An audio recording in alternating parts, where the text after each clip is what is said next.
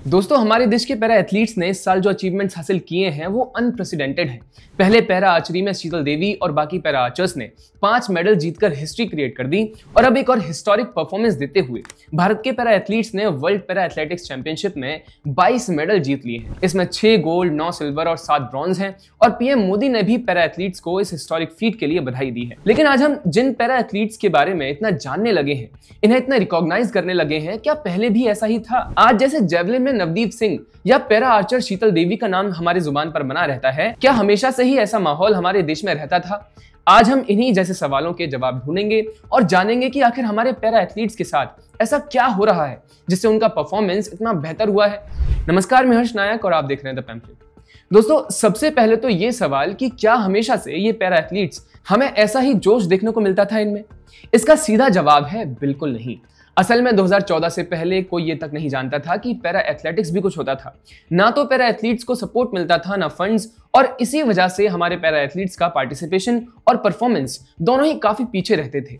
भारत की तरफ से सबसे पहली बार किसी भी पैरा स्पोर्ट में पार्टिसिपेशन हमें 1968 में देखने को मिला था, जब हमारे 10 एथलीट्स ने तेल अवीव पैरालंपिक्स में हिस्सा लिया, लेकिन वहां से कोई मेडल हाथ नहीं लगा। फिर 1972 के हिडलबर्ग पैरालंपिक्स में स्विमिंग के चैंपियन मुरलीकांत पेटकर ने गोल्ड जीतकर देश को पहला पैरा मेडल दिलाया, जो एक हिस्टोरिक मूवमेंट बन गया।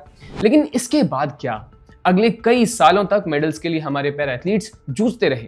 चुनिंदा इवेंट्स में इक्का दुक्का मेडल्स तो आते थे, लेकिन उनका भी कोई जिक्र तक नहीं करता था। 1984 में जोगिंदर सिंह बेदी और भीमराव केसरकर ने एथलेटिक्स में सिल्वर और ब्रॉन्ज जीते, या फिर 2004 में देवेंद्र झाझरिया ने जेवलिन में गोल्ड जीता। लेकिन ओवरऑल अगर देखें तो 1968 से लेकर के 2013 तक सारे मेजर इवेंट्स मिलाकर सिर्फ 25 मेडल्स ही हासिल हुए, जिसमें 8 गोल्ड, 5 सिल्वर और 12 ब्रॉन्ज शामिल थे। सोचो, 45 सालों में सिर्फ 25 मेडल्स। ये बताता है कि कितना नेग्लेक्ट हमारे पैरा एथलीट्स को झेलना पड़ता था स्पोर्ट्स में।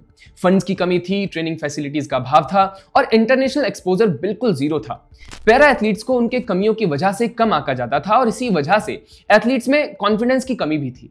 इसमें यह जान लेना जरूरी है कि इस पूरे अंतराल में जितना भी थोड़ा बहुत पैसा स्पोर्ट्स को एलोकेट होता था, उसमें से कई बार तो पैरा एथलीट्स को कुछ भी नहीं मिलता था।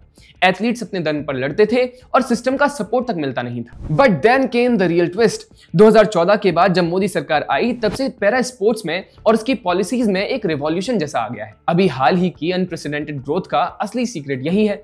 सबसे पहले 2014 में आते ही टारगेट ओलंपिक पोडियम स्कीम यानी TOPS लॉन्च हुआ, जो एलीट एथलीट्स को डायरेक्ट फाइनेंशियल सपोर्ट देता है।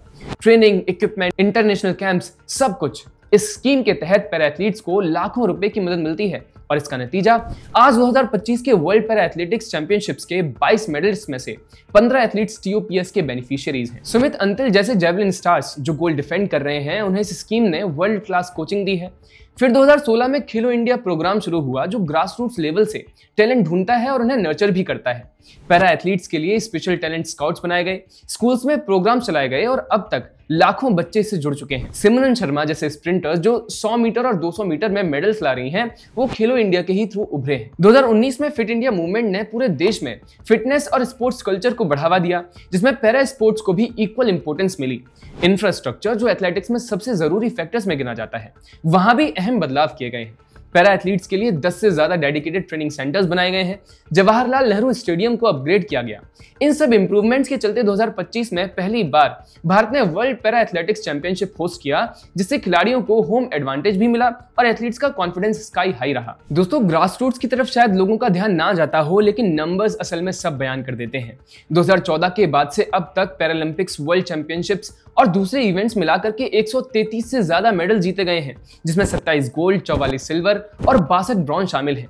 ये प्री 2014 के 25 मेडल से 5 गुना से भी ज्यादा है। 2016 रियो पैरालंपिक्स में 4 मेडल्स, 2020 टोक्यो पैरालंपिक्स में 19, 2024 पेरिस पैरालंपिक्स में 29 और अब 2025 वर्ल्ड में 22 मेडल्स। ये ग्रोथ क्या कभी किसी ने 10 साल पहले इमेजिन की होगी? जहां पहले साल भर में 1-2 मेडल्स आते थे, वहीं अब हर इवेंट में डबल डिजिट्स में मेडल हम जीत रहे हैं। नवदीप सिंह जैसे जेवलिन थ्रोअर्स अब सिल्वर से गोल्ड की तरफ बढ़ रहे हैं। शीतल देवी पैरा आर्चरी में वर्ल्ड चैंपियन बन रही हैं। ये सब सिस्टम के बदलाव का नतीजा है। दोस्तों, ये सिर्फ मेडल्स की बात नहीं है, ये एक नैरेटिव है बदलाव का और एम्पावरमेंट का। पहले पैरा एथलीट्स को लोग भूल जाते थे, अब उन्हें नेशनल हीरोज माना जाता है। पीएम मोदी खुद उन्हें कांग्रेचुलेट करते हैं, मीडिया कवरेज बढ़ गया है और युवा जनरेशन इंस्पायर हो रही है। अगर ऐसा ही चलता रहा तो हु नोज 2028 पैरालंपिक्स में भारत टॉप 10 में हो। ये सिर्फ मेरी एस्पायरेशन नहीं बल्कि विश्वास जैसा है। खैर, आप मुझे बताइए कि क्या ऐसा पॉसिबल होगा। बाकी वीडियो पसंद आए तो लाइक शेयर सब्सक्राइब करिए।